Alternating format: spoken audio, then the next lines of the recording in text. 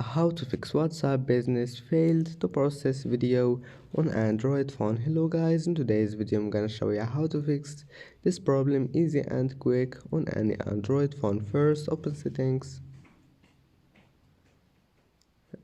and then just scroll down until you find apps, and now click apps again, and here we'll find WhatsApp business. Click on it and then click storage and then click clear cache, and now go to permissions and allow all of those here, all of those. Just click on it and click allow, and then allow all of those, and then click force stop, this one force stop, and now just go back and clean some space.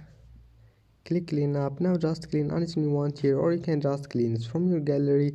And that's it for today's video. Don't forget like and see you in the next video.